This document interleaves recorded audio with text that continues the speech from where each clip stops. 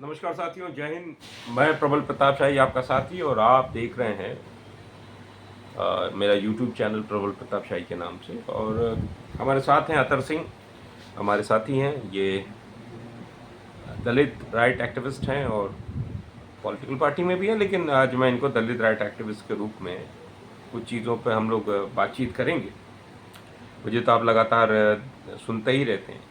आज इस विषय पर हम बात करेंगे कि अभी दो या तीन दिन पहले सुप्रीम कोर्ट ने एक ऑर्डर किया है SC ST के आरक्षण में कोटा विद इन कोटा की बात की है, वर्गीकरण, जिसको हिंदी में वर्गीकरण की बात करते हैं। मेरा मानना है कि जो सुप्रीम कोर्ट ने जो ये ऑर्डर किया है उसमें कई सरकारों ने उनका समर्थन भी किया है, कई लोगों, लेकिन जो मुझे दिख रहा है, जो दलित समाज में एक चिंता हुई है, एक समाज में एक चिंता है, और कि इस आरक्षण की व्यवस्था को आर्थिक आधार पर लेके जाने की कोशिश हो रही है। क्रीमी लेयर की बात भी उसमें उठी है और ये RSS की पुरानी मांग है। अब इन सब विषयों पर, क्योंकि ये दलित समाज से आते हैं, जाटव समाज से आते हैं, और दलित हैं, जाटव ठीक है, एक वर्ग है, वो अलग बात है। दलित एक्टिविस्ट हैं, ये बताएंगे क्या आपको लगता है कि क्या है मामला, आप बताइए। देखिए प्रबल जी, ये जो आरक्षण का जो मामला है, ये जो RSS है, ये बहुत पहले से ये चाहती है कि जो ना इसमें जातियों का बंटवारा किस तरह से कराया जाए। तो बहुत पहले से लगे हुए हैं।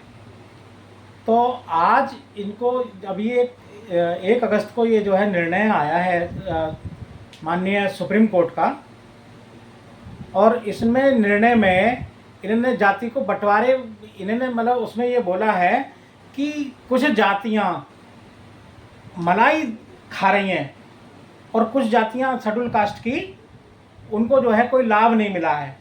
इन्होंने इस तरह की बातें करी है उसमें, मतलब अपने जो हाँ, निर्णय इन्होंने जो अपना जो आकलन दिया है, उसमें निर्णय दिया है, तो इन्होंने बोला है कि इसमें कुछ जातियां मलाई खा रही हैं। अच्छा, मुझे ये बताइए कि ये बात तो RSS और भारतीय जनता पार्टी ने उत्तर प्रदेश में बहुत से किया कि एक फला जाति OBC में मलाई खा रही है और बाकी जातियों को, OBC की जातियों को, पिछड़ी जातियों को गोलबंद किया।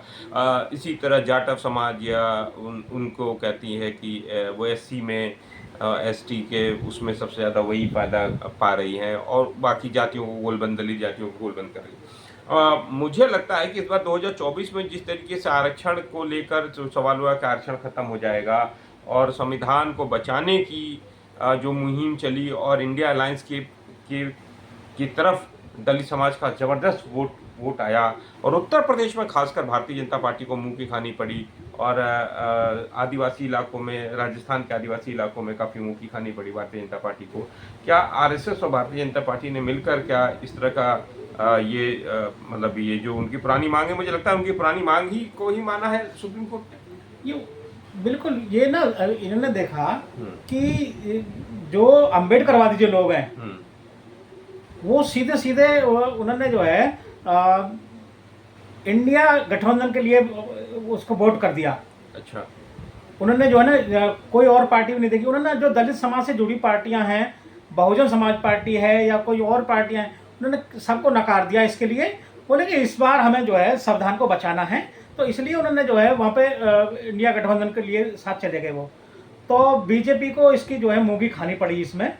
तो इन्होंने जो है उसको, क्योंकि इन पे जो है सहन शक्ति बीजेपी में है नहीं, सही बात तो ये है, तो इन्होंने उसको देख करके ये सुप्रीम कोर्ट से ये जो निर्णय आया है, अब अगर ये निर्णय लाना था तो ये फरवरी में निर्णय कर दिया था सुप्रीम कोर्ट ने। ये फरवरी में क्यों नहीं दिया निर्णय? ये इलेक्शन के बाद में क्यों दिया? अच्छा, एक मुद्दा जो सबसे ज्यादा उठ रहा है जातिगत जनगणना का, जो राहुल गांधी जी उठा रहे हैं कि इंडिया अलायंस की सबसे बड़ी मांग है जातिगत जनगणना। क्या नहीं लगता कि, और कांग्रेस पार्टी का जो मैनिफेस्टो है, जो मैनिफेस्टो हम लोग ने देखा, जो बना भी है, और मैनिफेस्टो है जिसमें 50% कैप, जो आरक्षण का कैप है, उसको तोड़ने की बात कर रहे हैं और उससे कह रहे हैं कि राहुल गांधी जी कह रहे हैं जिसकी जितनी हिस्सेदारी, मतलब जिसकी संख्या है उसकी उतनी हिस्सेदारी, जिसकी जितनी संख्या बारी उसकी उतनी हिस्सेदारी। यस, ये कांशीराम जी ने जो है ये नारा दिया था और उन्होंने भागीदारी की बजाय हिस्सेदारी की बात की है। हाँ जी। और मुझे लगता है कि क्या उस जातिगत जनगणना का जो मुद्दा है उस मुद्दे को कुंद करने की कोशिश है? देखिए, इन्हें लग रहा है ऐसे कि ऐसे करने से हमें जो है उस जातिगत जनगणना उस पर जो है रोक लगेंगे या मांग नहीं करेंगे लोग, लेकिन ये मांग और ज़्यादा बढ़ेगी। बढ़ेगी। ये जो सुप्रीम कोर्ट ने जो आदेश दिया है, उनके पास ये आंकड़े कहाँ से आए कि कुछ जातियों को, कुछ जातियां मलाई खा रही हैं, ये आंकड़े कहाँ से आए उनके पास? ये सबसे ये बहुत अच्छी बात आपने कही।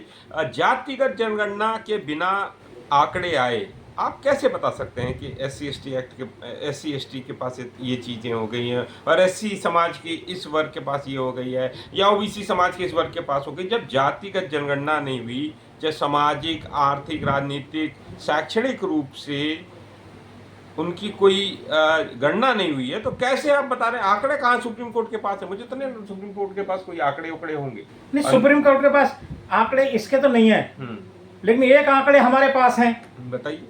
हमारे पास ये आंकड़े हैं, सुप्रीम कोर्ट में जितने जज हैं उनमेन से कितने शेड्यूल कास्ट के हैं, कितने शेड्यूल ट्राइब के हैं और कितने उसमें OBC के हैं। जो देश की 85% जनसंख्या है, उसमें से कितने % आपने इन जातियों के अपने जो है जज बनने दिए हैं अभी तक? अच्छा, मुझे ये बताइए कि विद ड्यू रिस्पेक्ट आप कह रहे हैं कि एक किसी जज ने बयान दिया, उसमें शायद दिया है कि एक किसी को मिल गया आरक्षण तो उसका परिवार सही हो गया, फिर दूसरा आरक्षण मिल गया। सवाल उठने लगा है दलित समाज से। मैं देख रहा था अभी कि दलित समाज के लोग अब सवाल उठा रहे हैं कि साहब आप इस समय जज हैं, तो उसके पहले आपके पिताजी जज थे, उसके पहले आपके दादा जज थे, तो वो सिस्टम में तो आप जज बन रहे हैं, तो वो भी तो एक आरक्षण ही है एक तरीके से भी आरक्षण ही माना जाए। वही मैं कहना चाह रहा था कि देखिए, वहाँ पे तो जो है ना, उनके दादा भी सुप्रीम कोर्ट में जज थे, उनका बेटा हुआ वो भी सुप्रीम कोर्ट में जज, और आज उनका पोता भी जज बना हुआ है। और उनका बेटा भी जो जज साहब आज हैं, उनका बेटा भी तैयारी कर रहा है जज बनने की। अच्छा, मैं आप सबको ये बताना चाहता हूँ, मैं भाई दलित समाज से नहीं हूँ, एक चीज़ समझिए, लेकिन जो ये RSS का एजेंडा है, इस RSS के एजेंडे के खिलाफ न्याय की जो लड़ाई है, उस लड़ाई में हम सामाजिक न्याय की लड़ाई में हम मतलब हमें लगता है कि सामाजिक न्याय की लड़ाई और आरक्षण जो है, मैं आपको बता दूं, आरक्षण आर्थिक आधार पर नहीं दिया गया था। ये पिछड़ेपन, सामाजिक रूप से पिछड़ेपन, जो छुआछूत है। अब इसके 2-3 एग्जाम्पल मैं दे देता हूँ।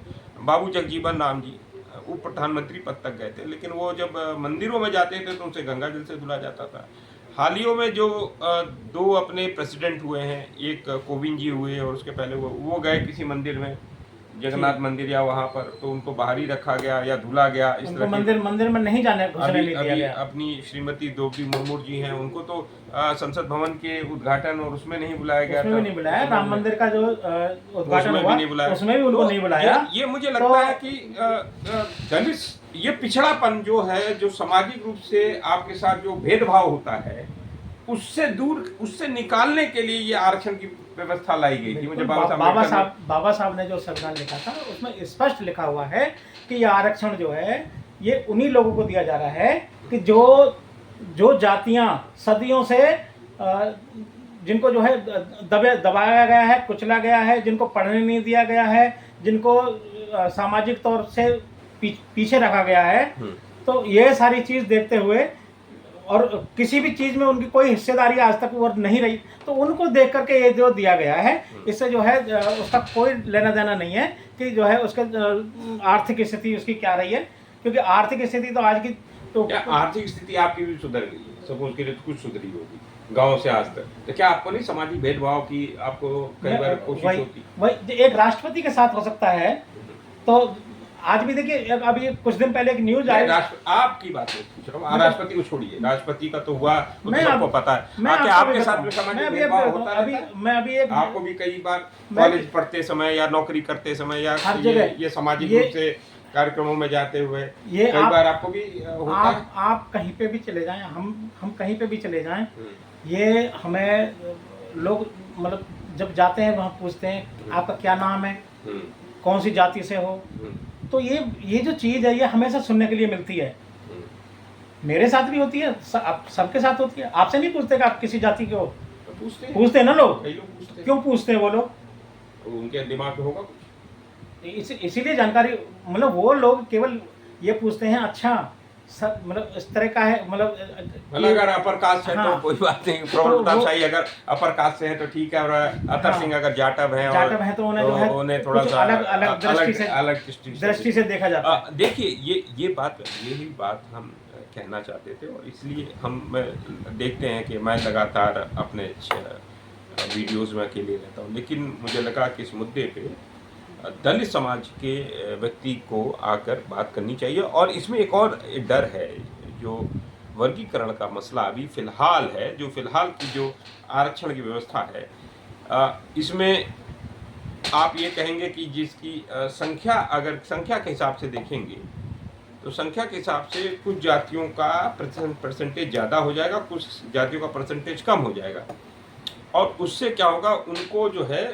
इस मौजूदा आरक्षण की व्यवस्था में उनको लाभ नहीं होगा। तमाम ऐसी जातियां हैं जिनको लाभ होना नहीं है, अभी भी नहीं होनी, इस वर्गीकरण के बाद भी। देखिए क्योंकि बिहार में दलित महादलित किया गया, एक जॉब निकाला गया टोला प्रमुख का, उसमें मुसहर जाति थे बाकी, और उसमें वो शैक्षणिक रूप से जिस शैक्षणिक योग्यता की जरूरत थी वहां पे बहुत सारे लोग नहीं थे। फिर नीतीश कुमार को 3 जातियों को फिर इंक्लूड करना पड़ा, तब जाके वो कोटा भर पाया। तो शैक्षणिक रूप से मुझे लगता है कि लोगों को पढ़ाई पर ज़्यादा जोर देना चाहिए था। और एक्सरे जो राहुल गांधी जी कहते हैं, एक्सरे की बात, जातिगत जनगणना की बात कहते हैं, मुझे लगता है जातिगत जनगणना करनी चाहिए, उसके बाद सामाजिक आर्थिक रूप से लोगों को निकालने की कोशिश करनी चाहिए। इस तरह के दिग्भ्रमित करने वाले काम सरकार को नहीं करने चाहिए, खासकर नरेंद्र मोदी को। देखिए इसमें नौकरी देने की जो ये दिखा रहे हैं, सपने दिखाए जा रहे हैं, वो तो है ही नहीं। सही बात है, नौकरी तो इन्होंने पहले ही खत्म कर दी।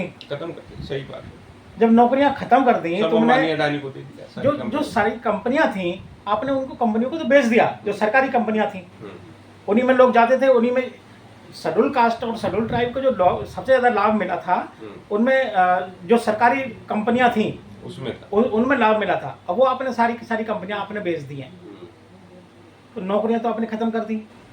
और आज जो नौकरियां आप निकालते हैं, जो जरूरी नौकरियां हैं, जैसे कि लेखपाल की है, या पुलिस की है भर्ती होती है, या फिर टीचर्स की भर्ती है, तो उनमें क्या करते हैं, आप पहले ही क्या करते हैं, पहले बोलते थे कि पेपर लीक हो गया या लीक करा दिया। हाँ, लीक करा दिया है। तो और ये देखिए, ये लोगों को ये जॉब ही ना मिल पाए, जॉब ना मिले, और बाकी कोई जॉब करना चाहे तो मुझे लगता है कि ये वर्गीकरण का जो मसला है, जो सुप्रीम कोर्ट ने किया, ये आरएसएस की जो एक अवधारणा रही है कि दलित समाज को बांटने की, मुझे लगता है कि वो है बिना जातिगत जनगणना के, बिना आर्थिक सर्वेक्षण के, आप बिना आंकड़े के और बिना 50% के कैप को तोड़े, देखिए तब तक आप किसी के साथ न्याय नहीं कर पाएंगे। आप एक चीज इसमें थोड़ी सी गलत कह रहे हैं, जो कैप तोड़ने वाली बात है, जब इन्होंने जो है ईडब्ल्यूएस का आरक्षण दिया